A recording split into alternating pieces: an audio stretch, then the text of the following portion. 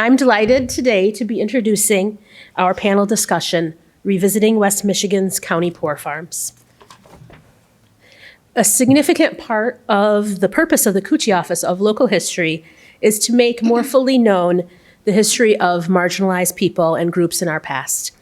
This panel fits well into our purpose because our expert panelists will be discussing the county poor farms, where so many indigent residents of Michigan were housed in the late 19th and early 20th and through the 20th century. In addition, this panel highlights enduring questions about the treatment of vulnerable people in our communities and brings to the fore themes that will resonate with those working in or seeking to work in the helping professions today. So just a few logistical things for our panelists and the audience. Each panelist will speak about their experience, their research, their work for 15, 20 minutes. Then we will have times for both questions from the audience, from myself, from those present. And I will be coming down into the audience with one of the handheld mics, so some people will have to share their mic a little. And I really want to encourage you all to ask your questions through the microphones. This is both an accessibility issue for people who may be hearing impaired who are here today, but also we are recording these presentations, and if questions are not asked in the microphone, then in the recording, you probably will not be able to hear the question. So I really want to encourage you to wait for the mic, please. This will ensure the widest possible range of participation, and people can hear your questions. So next, I'm going to go ahead and introduce our panelists, although you can find more information on each in the program as well. So first, we'll have Adam Oster. As a community engagement librarian at the Library of Michigan, Adam Oster helps patrons conduct research and access local history resources in and about Michigan. He is currently working on a project about the Kent County Poor Farm and its history. So we'll have Adam in just a moment. And then we'll have our award winner and longtime local history presence, Marjorie Viveen. She has devoted many years to researching, honoring, and sharing the stories of the residents of Ottawa County's Poor Farm. And you can find a much fuller profile in the program. And then last but not least, we are happy to welcome Charlie Brock and Nancy Brock, who are volunteers for the Van Buren County Historical Society, helping run that museum, what the society operates at the former Van Buren County Poor Farm location. Together, they give tours, maintain the property, and assist with research and fundraising for the society and its members. So now I'd like you all to join me in welcoming our panelists. Thank you, Nora. It's a pleasure to be here. So like she said, my name is Adam Oster, and I'm the Community Engagement Librarian at the Library of Michigan, and it's good to see both some faces that I've seen quite a bit throughout my research on the Kent County Poor Farm, and plus some new faces to learn about what topic that I think myself, the Brocks, and Margie have really kind of taken to heart over many years. So I'm going to talk a little bit more about sort of the focus of things like legislation, examples of different poorhouses throughout Michigan, along with talking about the Kent County Poor Farm. One thing I always start with whenever I give any sort of presentation is I always point out that you never know who may be in your family's history who would have been at one of these facilities. My great-great-grandmother, Hattie Oster, spent a brief period of time at the Gratiot County Poorhouse up in Ithaca. That building is actually still there. She was there in the 1920s before being sent on to the asylum up in Traverse City, where she resided for several years until she passed away.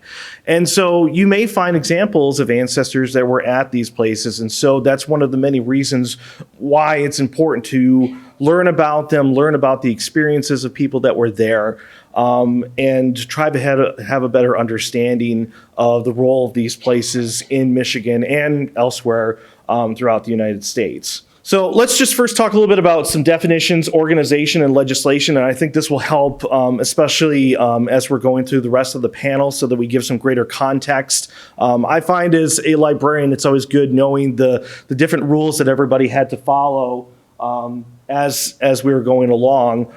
So when it comes to what is a poorhouse or a poor farm, a poorhouse is a place maintained at public expense to house needy or dependent persons. A poor farm is a rural poorhouse or a city farm basing its economy off of farming.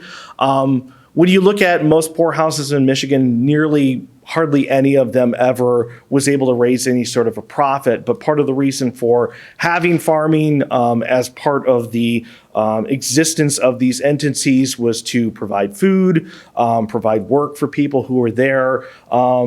They were, like I said, meant to be self-sustaining, but few ever turned a profit. And all able-bodied inmates were required to work either out in the fields or if they could help out in the building themselves, whether it was doing laundry or cleaning. If you could physically do something, you were required in some way to assist with the operation of the facilities. You weren't just getting the 3 square meals a day and a roof over your head for nothing. You had to participate in them.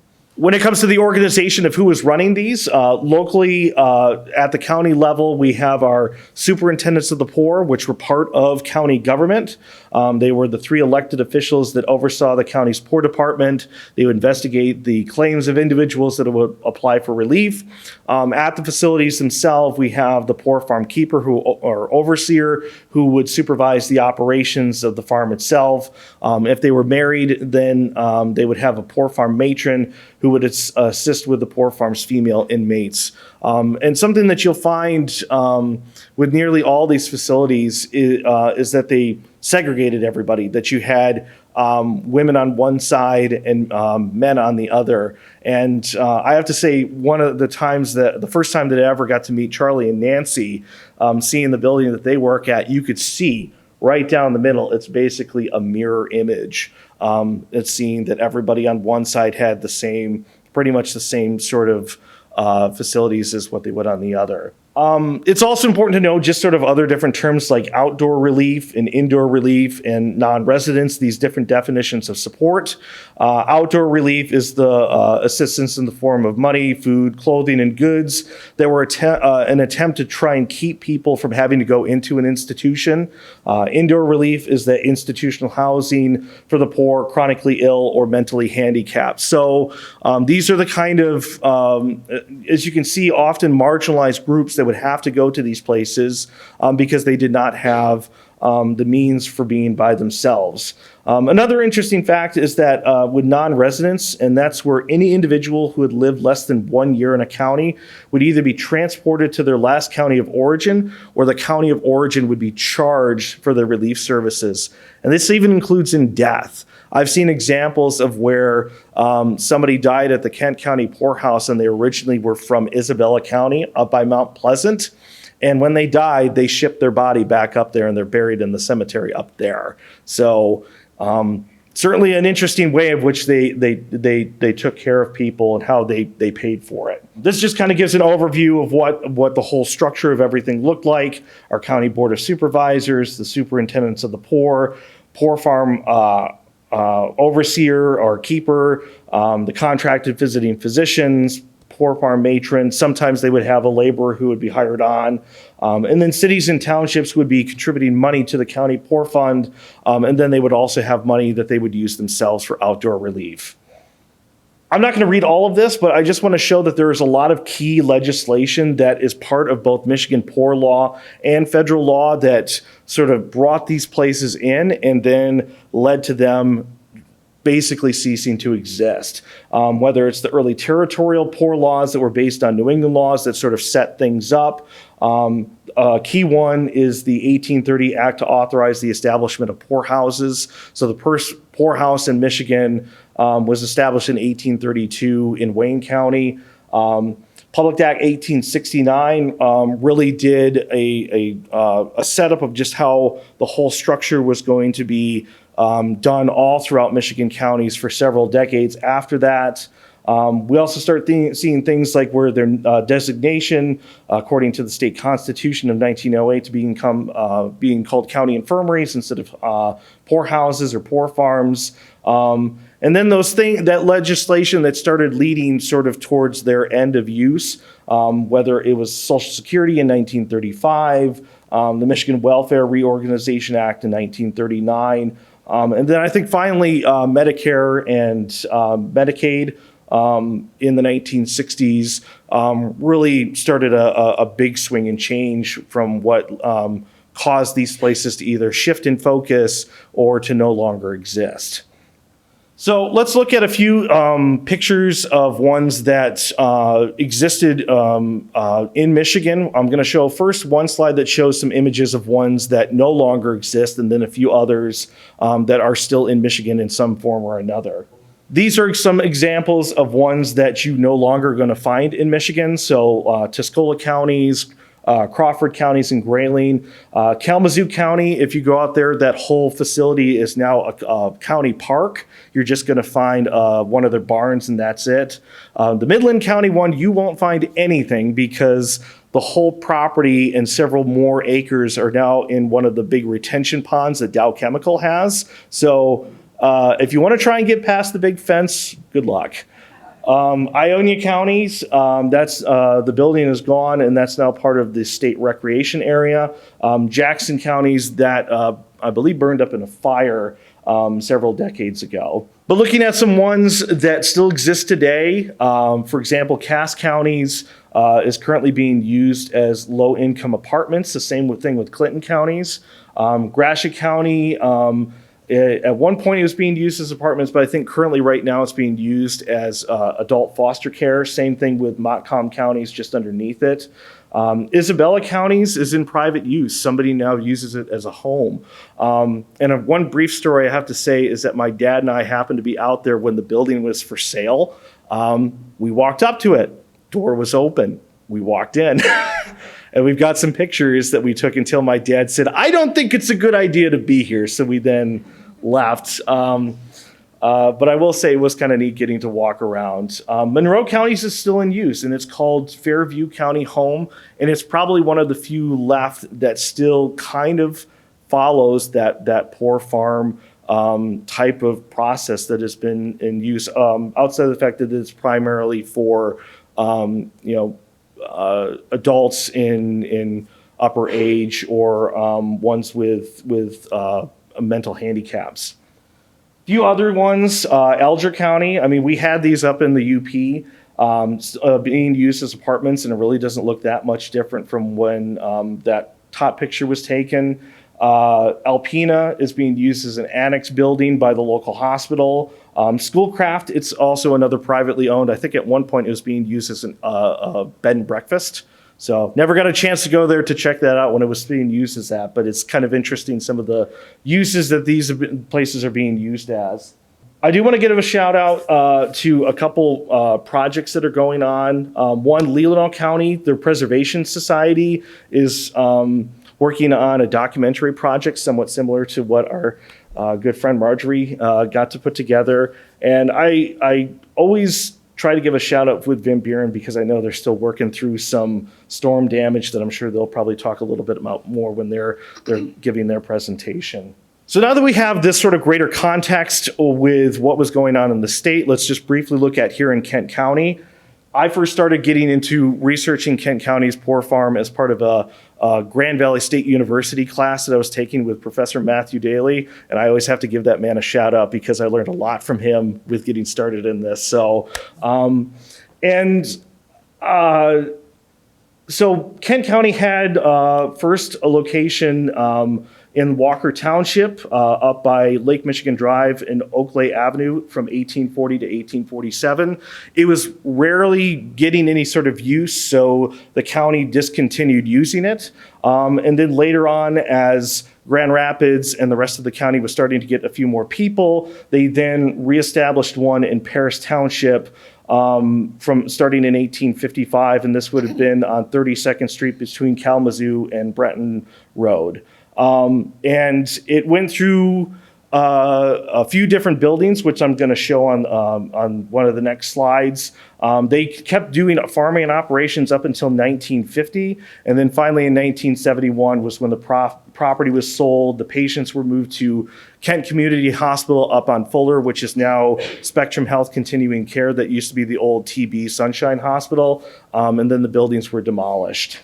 But this is kind of a breakdown of what the property looked like. This is using a 1955 aerial survey image. And I give a whole hour-long presentation on just the Kent County Poor Farm itself. So I'm kind of giving an abbreviated version of it here. What's kind of interesting is that you can still see the 1860 frame building that was used not long after they first reestablished it in 1855.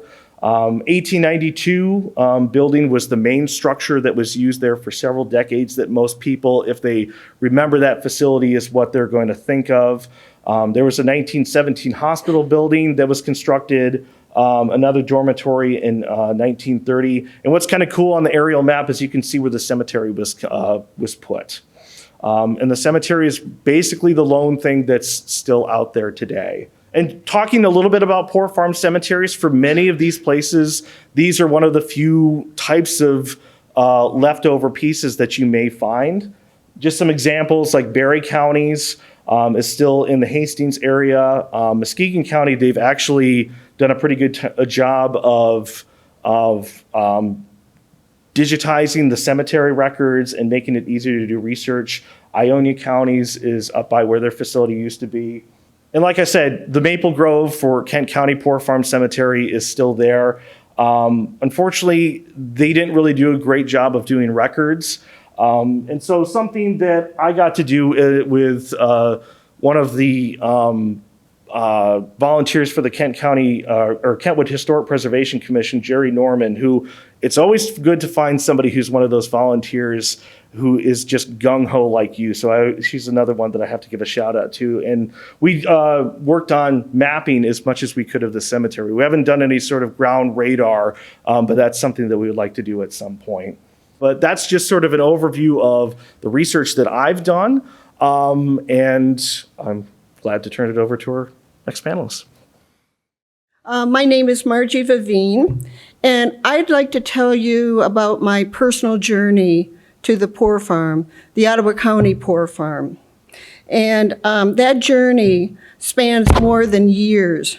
It spans ignorance to enlightenment.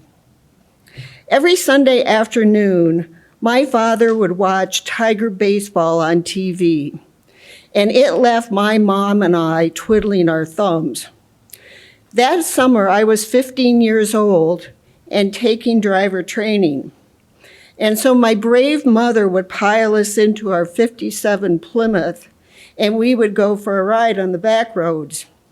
And eventually, I would have a little practice, and it would lead us down Leonard Road. It had rolling hills and aquarium features. We would approach the Ottawa County Poor Farm, and each summer Sunday at the Ottawa County Poor Farm, they had an ice cream social. And they also had a farm market. And my mom would direct me to turn in. Turn, turn, turn, she'd say. And I would float on by. And much to her frustration. And I said to her, those people terrify me. What if they looked at me? What if they said something to me? What if they touched me? You know, I thought of them as, I knew that some of them were insane and maybe dirty and uneducated, and many of them sat in scary wheelchairs. I passed by the place again and again on those rides, and burdened by my teenage ignorance and preconceived ideas, missing the opportunity to meet residents firsthand that I would later regret, and to tour the old infirmary that by the time I came around had been razed. Fast forward to 2007. I retired that year from a career in school psychology. I was only 57 years old at the time, and my early retirement was forced by surgery. 8 hours of oral surgery. I couldn't talk. A true burden. And I couldn't eat, and I went down to 100 pounds. I could hardly move for lack of energy, and endless weeks were spent on the couch, passively reading or watching TV. or gazing out my back door at the Grand River, or out my front door at Mercury Drive, the old river road. And I became curious about that old river road. And it turns out that it was called River Road on both sides of the river, north and south. Leonard on the north, and on the south, Mercury, Waverly, Green, North Cedar, all the way up to the Eastmanville Bridge. With nothing else to do, I started researching the features along that loop crossing the Eastmanville Bridge. And as a result, I started to fashion the ride that I had once taken as a 15-year-old, and eventually wrote a booklet about that. By now, I had fully recovered from surgery and had become an Ottawa County Parks volunteer. One Sunday, the Friends of Ottawa County Parks were holding a tag sale in the barn. And somebody from that organization said to me, you know, Margie, there's an old cemetery up there somewhere on the back 40. Why don't you go find it? Why don't you go looking for that? And so I climbed up a giant hill. The weeds, I kid you not, were up to here. Huge weeds, breaking through the weeds, tripping over everything. And everything went fine until I tripped over Gert S'more. And Gert was one of the first people to be buried in that old cemetery, and I had found her headstone. I have never gotten up so fast from the ground as I did when I tripped over Gert S'more's headstone. So I wondered, who's Gert? Is Gert Gertrude? Or is Gert Garrett? Who's Gert? Now, it turns out, I have to tell you, that I'm married to a Dutch citizen. These are Dutch names. And my husband tells me that Gert is a guy. I don't know about that. But anyway, there are only scant records, and I was only able to learn a little bit. I knew that Gert came from Zeeland. And I wondered if he had come to New Zealand with the Van Raalte group, because it was about the same time. And but little more. And that started my curiosity about all those residents out there. So many questions about Gert, so many questions about the other three buried out there. And that led to wondering who else besides only 4 headstones was there. And we were able to develop a committee, and from that beg somebody to do ground penetrating radar, and we found 60 more graves. And matching that up with death records, and what we had from the records of the Poor Farm, we were able to identify every single one of those interned there. Amazing. So once you know their names, you need to know something about them. And that started the whole, I don't know, more than a hobby, a responsibility to find out who they were. I've spent years researching them and all the other residents at the Poor Farm, gathering bios one by one by one, until I have about 100 now. It's restitution for the insensitivity of a teenager. It's an opportunity with every bio to shatter stereotypes, to celebrate humanity, to restore dignity and respect for these people, and for them to be remembered.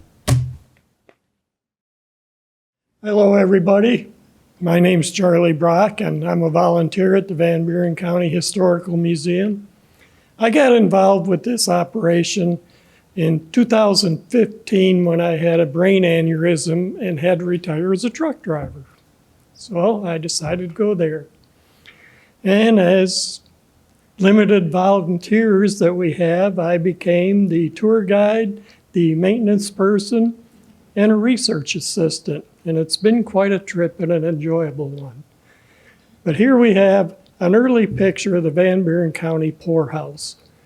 The poorhouse was originally established in 1866 in a wood frame farm building. Before that, we found records as early as 1858 where the indigent people had to go live in private homes that the people were paid for to take care of them. In 1866, they opened the poorhouse. In 1884, there was a fire, and it destroyed the poorhouse with the loss of 14 lives.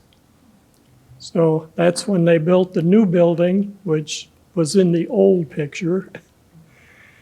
And as Adam alluded to, it was segregated, women on one side, men on the other. And there was a portion of the building that was reserved for the caretaker and his wife, and they did have some hired help. But mainly the poorhouse, anybody that could work, like Adam said, had to work. And on a 173-acre farm, there was a lot of work for everyone, but they managed to get by and were fairly self-sufficient. This is a picture of the west wall of the poorhouse with the early fire escape that they installed. And due to the fact that the building was segregated, they had to have one on each side. The one on the east side will be a little bit different. My wife will show a picture of that. But this was a tube that had entries from the third and second floor, you can barely see in the picture, and then a slide inside that was a circular slide. Due to the farm being burned, they had to have some way to get the people out of there because that was the problem with the old building. They couldn't get out. This is a nice aerial view of the farm. Now, I have to take exception with the 1915 on the top because I believe it was in the 1930s.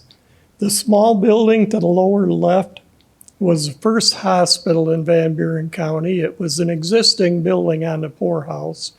They referred to it as the pest house because residents that came in with a communicable disease or something were put there until they could be moved to the main house. And that was converted into a hospital in 1929, so that's why I argue with the 1915. There's a picture of the rear of the building. Now, this is shortly after the Historical Society took over the building. And the reason that happened, the Van Buren County Fair was located in the city of Hartford, and the county decided they have this 173-acre farm that is basically doing nothing, so they're going to move the fair out to the farm. And they were going to destroy the building at that time. And the Historical Society stepped up and said, we've been looking for a building to have as a museum, and we think that building would be a good process for us to turn into a museum. So the county leased it to us for 50 years, which our lease is up this year, but that's a different story. But to give some background, the building acted as a poor farm until 1952. They closed the poor farm then, and the county used the building for some of their offices until 1958. And then it sat empty till 1972. This is the kind of thing that the Historical Society discovered when they decided to change it over to a museum. This is the kitchen in the basement, how it was discovered when we took over the building. And that's a couple of the early volunteers with the situation that they faced turning the building into a museum. They literally had to go in and clean rooms with scoop shovels because the building had sat empty since 1958 and animals had got in it, kids had been in it partying, all the windows were broken out, so they faced a horrendous task. I've told some of the early volunteers, if I'd have walked into that, you'd have seen me walking back out the front door. This is a historical designation plaque that we have received from the state of Michigan. And recently, due to the wording on the plaque, we have been informed that they will be replacing it because they don't like some of the language on it. I've talked it over with some of the other volunteers and said, I don't have a problem with changing the nomenclature. It's still gonna represent the same thing that it does now. And that's the fact that people took care of the poor people and worried about their neighbors and everything. Now we get into the storm damage of last year. That was a 50s area kitchen that was not open air. So that was part of the roof we lost. This is another storage area just off that kitchen that we lost the roof on it. And that's a room we had on the back of the building that I showed in the earlier picture of the rear of the building that they referred to as the sun porch. And it wasn't really sunny inside afterwards, but as you can see, it's pretty much destroyed.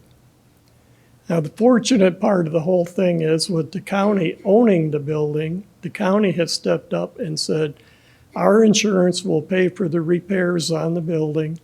And what doesn't get covered, we have a $1 million blanket policy that we will use to make sure all the repairs are done. So they have told us that we should be back in the building the end of July, but I'm not holding my breath. But that's pretty much what I have to say today. So I am Nancy, and one of the advantages that Charlie and I have had is we've spent many hours in the poorhouse. So Charlie brought us up to present. Now we're going to go backwards a little bit. In 1928, for some reason, somebody decided to take pictures of people instead of just buildings. So this is Laundry Day, and two of the inmates, or possibly some of the paid employees. This one is labeled inmates. They called them inmates. We call them residents, but that was what they were called at the time. These two seem to be dressed to work. This picture is labeled inmates, ready to go to the fair. So they seem like a pretty happy group.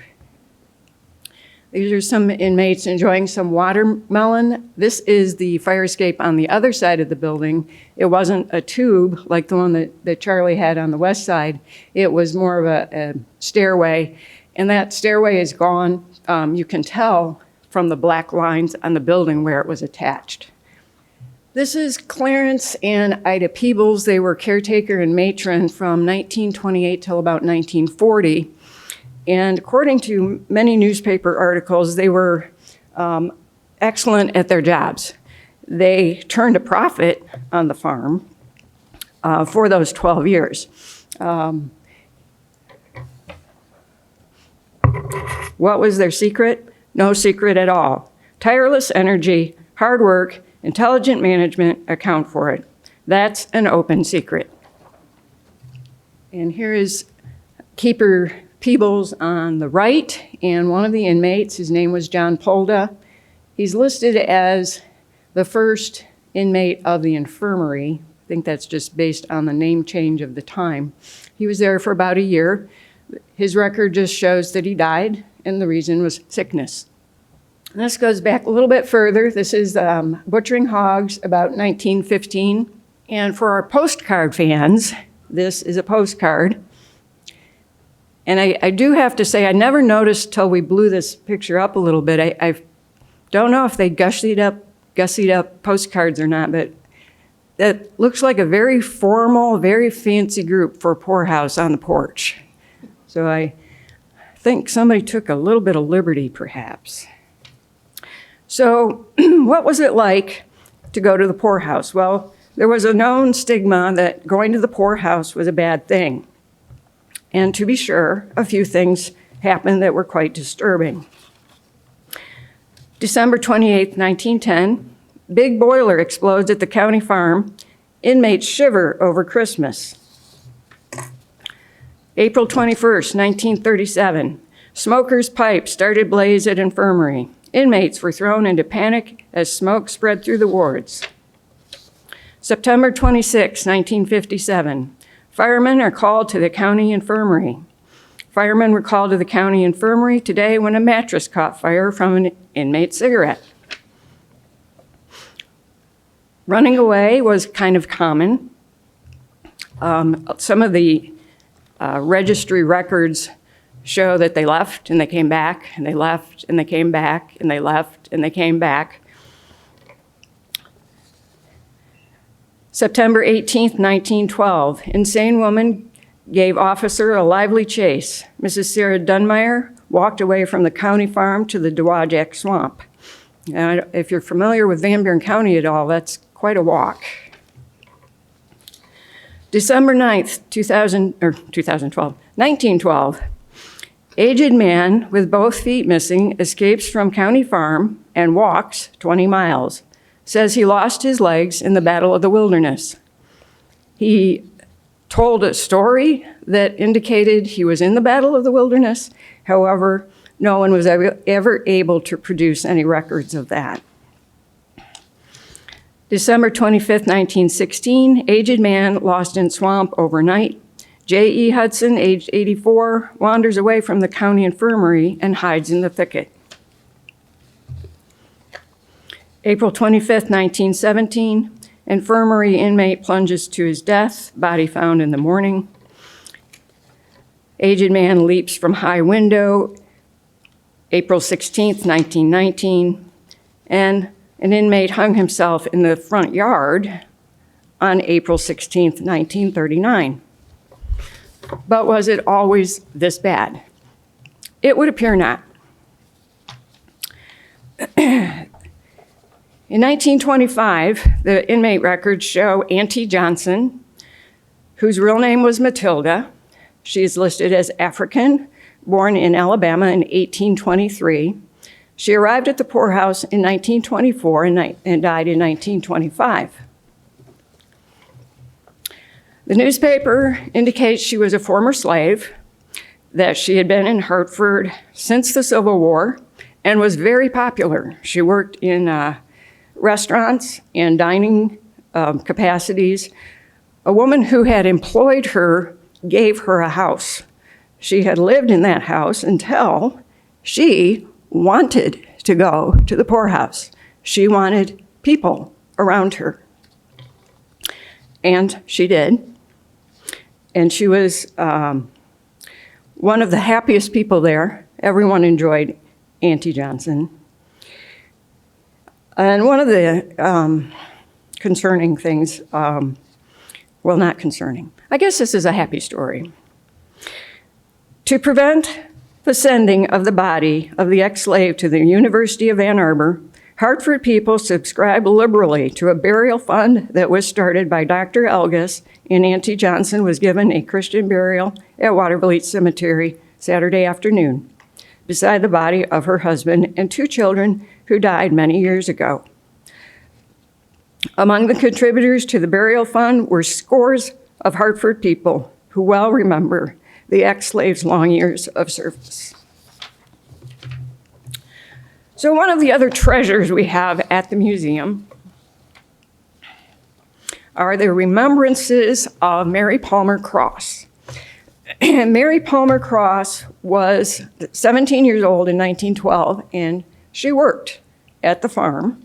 And in 1974, she wrote down some of the things that she remembered.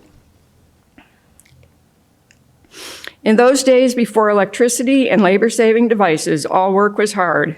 The managing of the poor farm was no exception. Records show quite a turnover of managers or keepers, as they were called.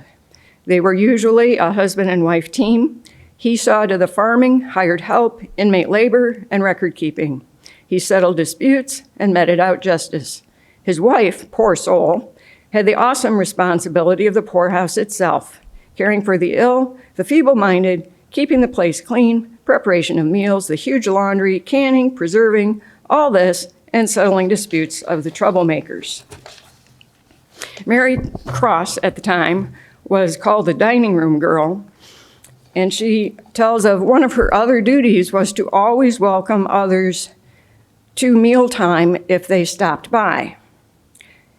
She said it was indeed stressed that these were guests. They were to be welcomed with the utmost hospitality, as it was their right as taxpayers.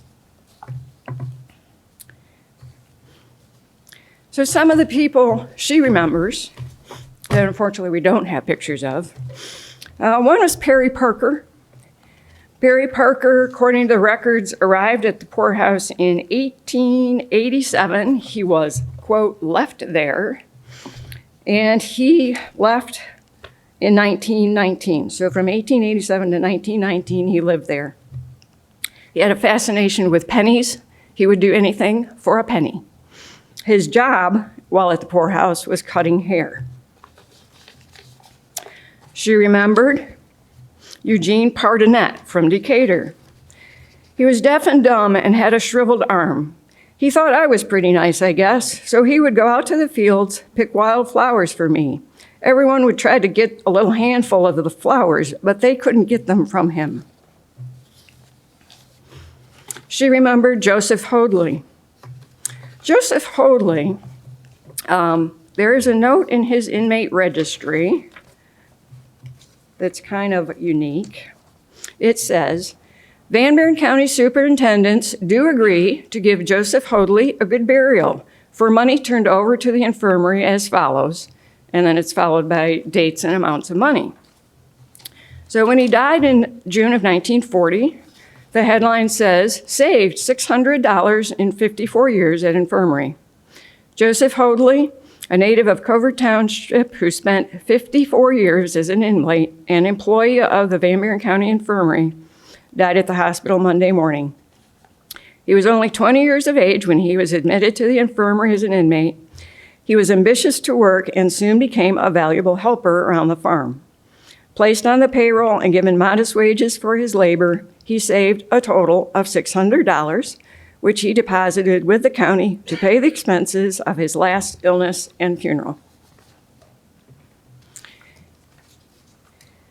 So Mary Palmer concludes that long before the advent of Social Security and welfare as we know it today, the county farm and poorhouse was the government's response to fulfilling the real need of caring for the unfortunates, the aged, destitute, social misfits, handicapped, and often familyless and friendless people. It was usually the last stop over to the grave, and to be forced to go to the poorhouse was the stigma of having to accept charity at its lowest and most degrading level. And of course, there was no escaping the personal life tragedy that had brought each of them to the poorhouse. But in spite of everything, she believed everyone tried to provide a home atmosphere and treat them kindly. Thank you so much to all our panelists. And now I'm going to think about your questions. Here, I'm going to come down with a mic. Do the records, the listings of the inmates, have they all survived? And do you sometimes find them in the census records? We were very fortunate that one of the early volunteers decided some of the records should be in Lansing at the archives. And we had a letter that stated that the state had microfilmed everything they received and sent it to the museum, but we couldn't find it. And then recently, I volunteer also at the Genealogical Society, and the lady there said, we've been sorting through some of our stuff since we moved, and we found a microfilm that says it's poorhouse records. So I said, do you mind if I look at it? Because I had been to Lansing and looked at some of them. And as soon as I opened it up, I said, yes, this is what we've been looking for. So they were kind enough to donate it back to us, and we had it digitized. So we have available all the records in site now that they have in Lansing. Can I respond to that? The Ottawa County Poor Farm was built on the exact same blueprint as Van Buren County. So the pictures that you saw are reminiscent of our own facility. But Ottawa County discovered that it was far more expensive to update that facility than it was to tear it down. And so it was raised maybe 30 years ago or something. But a committee of people from the community said, just hold your horses, and they're in the middle of turning this down. Just let us go through and see what we can find. And in fact, they found records. And then one of those committee members organized the records, and they're very, very spotty. Luckily, we have some really early information, but we're missing decades and decades. But it was enough for us all to get started. Record keeping is a problem. One thing we do have in Ottawa County is we have every single record of the cadavers that we got from the state. And so that's a full record, but other records are not. I would say, at least with Kent counties and several others, it's really spotty. Like there's two register books that I know of for Kent County. One is at Samaritas that covers like a decade period, which is the facility that's currently on the site of the poorhouse. And then there's one at the state archives that covers another decade and a half. And I think Van Buren and Ottawa counties are pretty lucky that they have quite a bit of a run. I mean, when you talk about the microfilm, that's really lucky to find that. And I would say that for several others, it's not always the case. Like with Sanilac, they had a courthouse pipe burst. And when they were getting rid of the record or bringing the records out, they just ended up tossing them. I know the general rule for many of the county clerks is that it's 7-year retention schedule unless something is required to be kept. So if you do come across something, find a way to get it into somebody's hands so that it can be preserved, because there's very few out there for many of these facilities, because 82 out of 83 counties had some sort of poorhouse. And when you look at these two examples of Ottawa and Van Buren, they're pretty lucky with what they do have. Thank you for that. Yes. All right, let's see. I know I had another question up here. Hi, thank you. This may not be answerable, but let's give it a try. What was the attitude of the people that lived in the neighborhood of the poorhouses toward the residents and the poorhouses? Do we have any way of measuring that? Well, I've talked to two different people that were children when the poorhouse was in existence. One of them lived down the road from it and attended a farm that was on the corner of, attended a school that was on the corner of the farm. And they would walk to school. And she said the boys would chase the cattle and the residents would come down and holler at them, and they were just scared to death of them because they thought those people were crazy.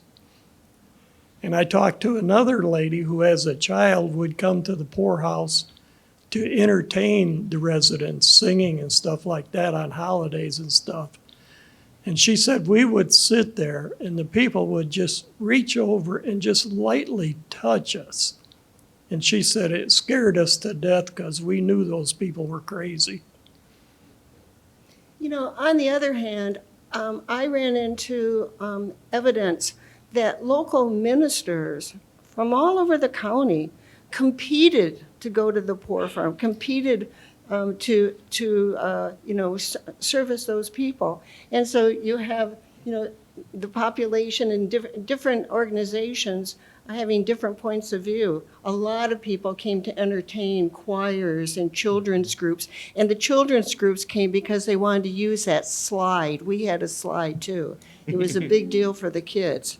So I something else that I think is kind of a part of it too was just the, how close a facility was to a more suburban, urban area versus being out in the country. And I know with like Kent counties that you would have, some of those examples like what Marjorie's talked about of groups that would be going there, churches that would be involved. One of the more interesting stories was where you would find some of the older residents who would leave, who would head over to Indian Trails Golf Course to collect golf balls, sell them, and then have enough money to go to one of the local watering holes. And then they had to find their way back. And there were times where people would all of a sudden have this knock on their door where one of the residents, the inmates, was trying to get their way back to Maple Grove, which is what it was called starting in the 50s. And they would just point them in the direction and they would make their way back. And I think that they knew that was going to happen. But that was just one of the more sort of interesting stories that you would find that would pop up. And I think over time, or maybe earlier on, you would find that stigma was very apparent, that people would drive by these facilities with their kids and say like, hey, you don't want to go there, you want to do well in life. But over time, I think I've had conversations with people that have been researching the Leelanau facility, and that they really looked at that as just another part of the community, and that if you went there, it wasn't because of any sort of stigma, but it was because that was just a transitional place to go to before many of the, private, elderly care facilities that we find today or that sort of thing. So I think it depends a bit on the community. It depends on the area.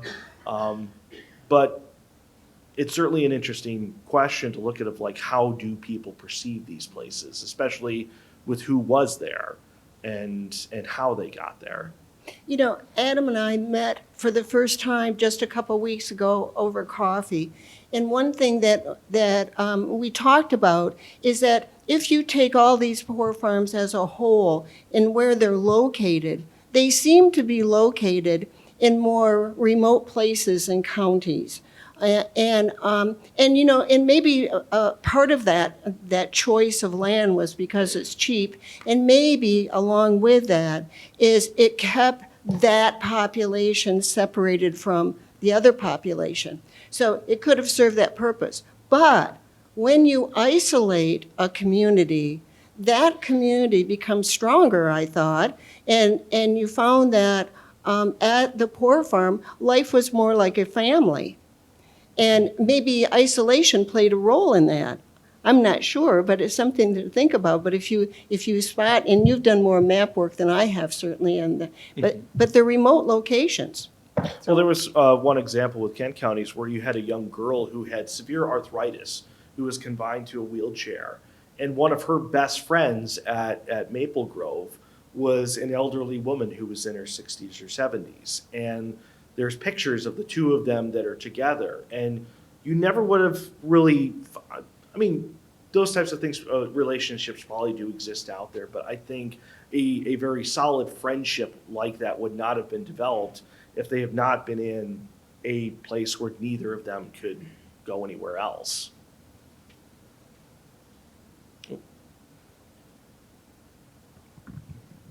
Thanks. Very quickly, I was very happy to hear about, visitors going to see people. I assume they had family in the areas. I have a question, though, about whether any other institutions interacted with the poor farms so far as you know, like churches. There are plenty of service clubs around through the 20th century, that kind of thing. Some things that you would find with Kent counties is that they would often have the county board of commissioners, like once a year, would have a dinner out there, so that instead of doing all their activities at the courthouse downtown, they actually would go out there. I've also seen examples of where they would purposely, once cars came into use, you would find that where they would be taking the inmates on car rides and get a chance to get out and get into the community. I think more later on, starting more in the 40s and 50s, you would see where different types of therapies were being involved, and having outside groups, whether it was having carnivals or having a wood shop. I know Kent County had a wood shop in the basement of theirs. So maybe early with these facilities, they were much more isolated, but over time you would have groups. My dad even remembers when he was going to Mary Magdalene in Kentwood, going with a church group to Maple Grove to see some of the people that were there. So I think it just, once that stigma started going away and people treating these more as a greater part of the community, you would see more groups going there. And I don't know what the rest of the panel can say on that. Well, we have, excuse me, we have had discussions about that, and there have been churches that came and visited, and different people would come and visit. And it appears to us as though, as Adam just stated, the stigma started to go away, but there was a real sense of family in the poorhouse with the inmates, and that we feel that the fact that those that were able to work could mainly convince themselves that they were contributing for their upkeep, that they weren't receiving charity, they were working for it.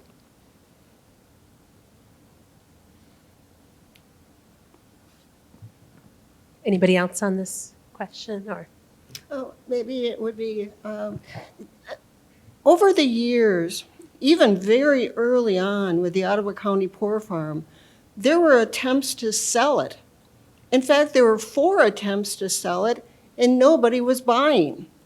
And one of the problems that they had with it is that the poor farm was located at the northern extreme of the county. And if folks, very early on, if you lived in Holland or if you lived in Saugatuck, it was a long trek to get, even from Jenison, a long trek to get to the poor farm. And the public complained about that. And so you wonder, the choices that were made in the beginning, was it because of the remote location, and was that working for everybody? Maybe not, And so it was interesting to me. But you're absolutely right about the environment and people working. Maybe all you were capable of doing was putting napkins on the table, and that was your job every single day. And if somebody failed to put the napkins on the table, that was a problem, but it was considered meaningful work. And everybody had a little job to the extent that they could participate. Were the poor farms ethnically, racially diverse? It depended on the community, at least from my experience. If you look through the annual reports, both at the state and the individual county levels, they'll list kind of a breakdown of the ethnicities that were there. One thing that I've never seen, and I'm not an expert on all the poor farm, at least not at this point, but I've never seen where they were racially segregating, which was kind of an interesting thing. I think and these places existed pre-statehood, if you go all the way back to Wayne counties, and it was just interesting that in poverty and old age and mental illness, I guess there was no racial segregation. It was interesting. They all pretty much had, the only segregation that you were finding was that men and women, especially when it came to sleeping and certain living arrangements, would be separated away. Yes, along the same lines, our records show that they made no distinction to race or ethnicity or anything.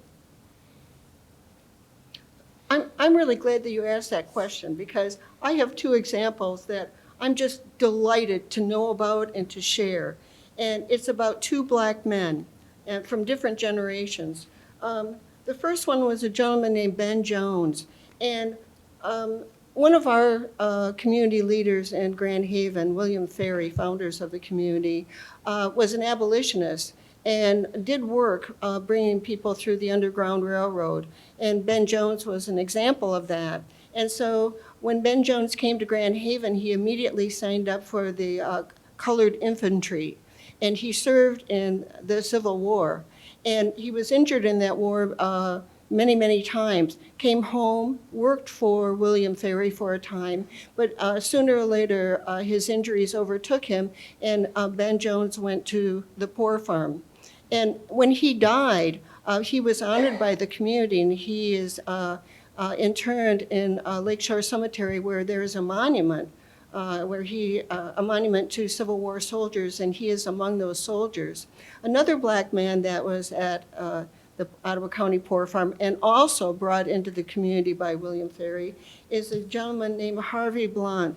And he was interesting because in 1894, Harvey served on the equal, he was elected to serve, to be represented at the Equal Rights Conference held in Grand Rapids. And so, we think of these people as indigent and helpless and not part of the community, but these were 2 important people in the community. And I think it's important for us to remember that who we are at 35 is completely different than who we are at 85. Who we are when we're well is completely different than who we are when we're sick. And when you do these bios on these inmates from these poor farms, you find out that everybody was somebody, and sometimes it's a big surprise. Thank you for that. We have a lot of more questions, but we have time, so I'm trying to get to everybody, so we're going to get there.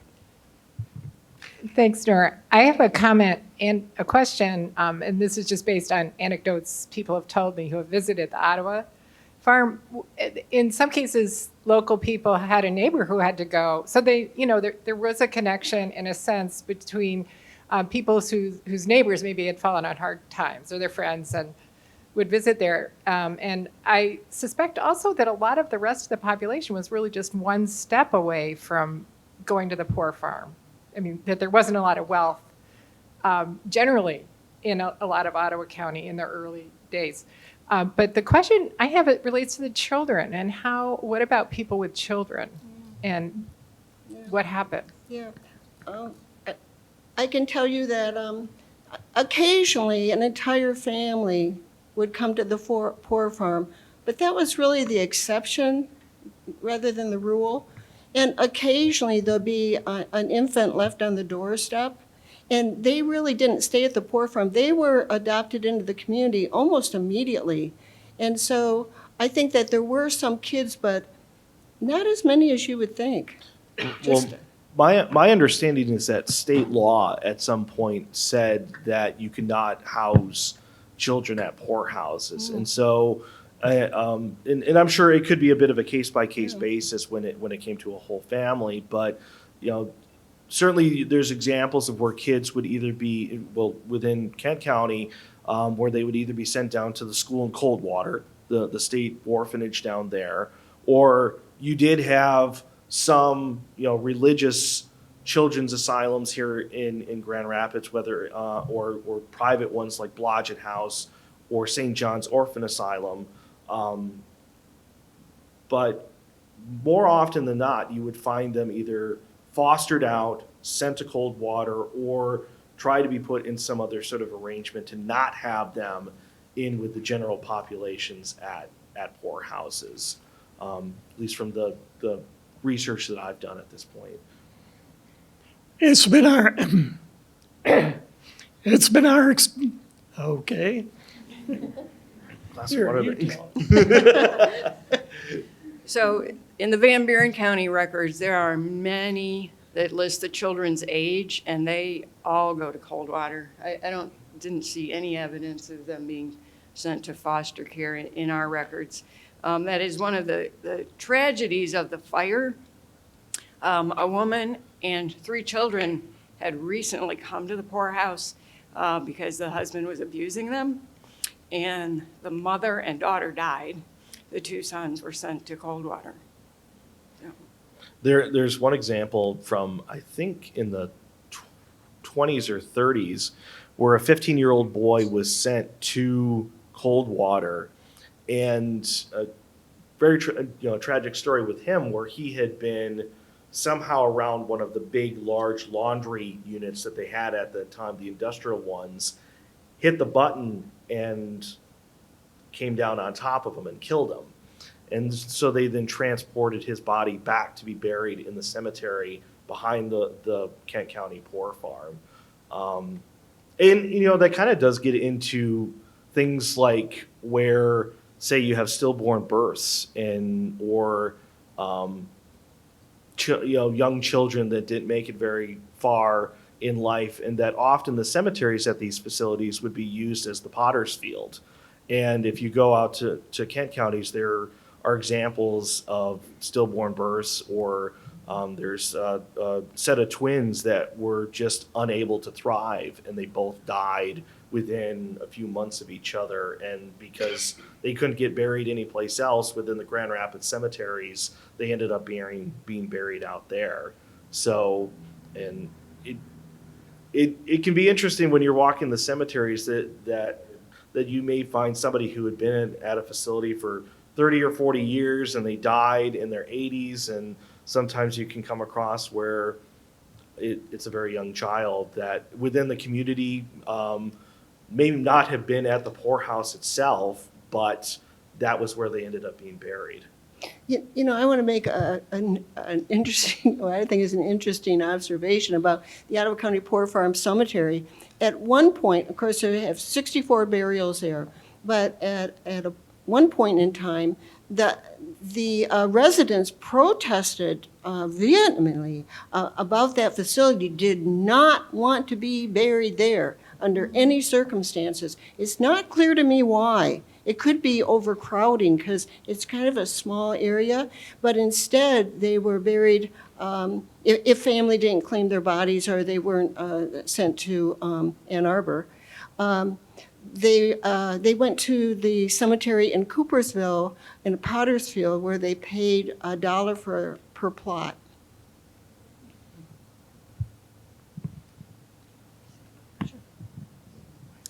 Thanks for your presentations. My brain is going 27 different ways, but I have a very, perhaps I'm missing an obvious question here. How are people coming to these homes and farms? Is it mandated? Is it a choice they're making? Do they have to apply? Are they told they're going there? How are they coming? So usually it would come down to some of the different county and local officials. So the 3 superintendents of the poor would be one of the people within the county that would identify if somebody was poor or indigent or and needed to go to some of these places. Sometimes it would be the township supervisors or somebody else that worked for local government that would identify somebody. Many times if you look at the records, they always break it down by county, city, and township inmates. And that often gives you an indication of like who it was that identified if somebody was going to go to one of these facilities. I mean, sometimes they would just show up themselves if they had no place else to go. But there was people within the local government that were working to, look within the population to see if there were people that showed that they needed to go to one of these places. And sometimes too that you get into, especially with some of the mental handicaps, that like somebody is going through the probate process and that it reaches a point where it's identified that like you need to be institutionalized somehow. And some of them maybe not to the point where they're going to the state asylums, but kept locally. And then you're going through the probate courts, and that's where you're eventually leading to being institutionalized at one of the local poorhouses. I would also add that wherever you came from, if you came from Holland, or you came from Grand Haven, or you came from Coopersville, or one of the townships, those governmental divisions were responsible for paying for it. And if it was some marginal case, then the county would pay. But in the case of the Ottawa County Poor Farm, I would estimate that maybe 20% of the residents there paid their own way. Some by choice and some not by choice. Yes, yeah. Yeah, that would be true with our records as well. Matilda Johnson chose to go there because she wanted to be near people. Perry Parker was left there on the doorstep, and then there are many instances of being legally required to be there, which is why they would, if they escaped and ran away, the county had to go find them because they were responsible for them because they'd been sent there by the county. Yeah.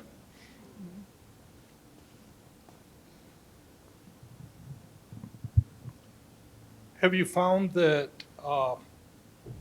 sometimes the poor farm, and I think poor farm is a poor word for this, but they were used as what a nursing home is now?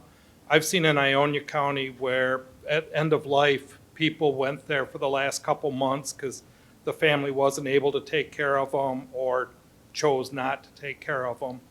It wasn't necessarily an economic thing. And I've seen with children that were crippled, that were in the poor farm, also for the same reason.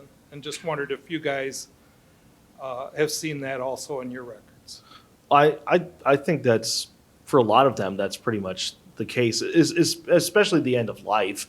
I've talked with somebody before who had been an orderly at Maple Grove, Kent County's facility, and they were dealing with somebody who had gangrene, and they were waiting for it to reach the point where they could amputate the limb. And that you would have people that were, you'd be there for a short period of time, and that was your end of care. And like places like Maple Grove, Berry Counties, Thornapple Manor, they were looked at as more of that.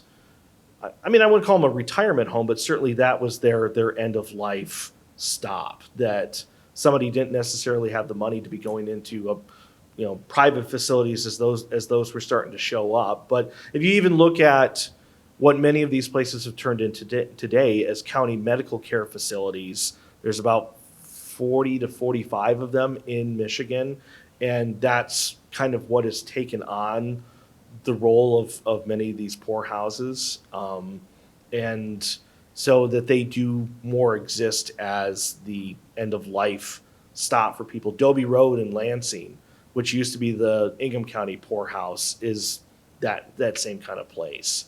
It's just a municipally run institution as opposed to something private. I want to talk about the term poor farm. When I first started on this journey, I kind of stumbled over that. I wasn't sure if I was being politically correct, and I wanted to be. And there were a lot of other names. They call it the county infirmary and the county house. And, in the death records, you see all kinds of labels for the same place. But what I've come to the conclusion is that poor farm to me has become endearing. And, we use it today. All of us are using it now. And it's not a bad thing to be poor. It's just a condition. And so I think that I no longer stumble over poor farm. I rather like it. One thing that's kind of interesting, just to follow up on that, is I was going to give a presentation with a group up in the Leelanau area about Michigan poorhouses, and I had somebody who emailed me and said that they weren't happy that I was using the term poorhouse and poor farm, and it opened up that discussion of, are we using it now as a pejorative, or are we using that term to describe what people in particular time periods were identifying these places as? And I wanted to make sure to get across to them that I wasn't trying to use the term as something that was meant to be insulting. It was meant to more, let's learn that we treated people at different periods of time, at those times, more as a stigma, pejorative, somewhat insulting.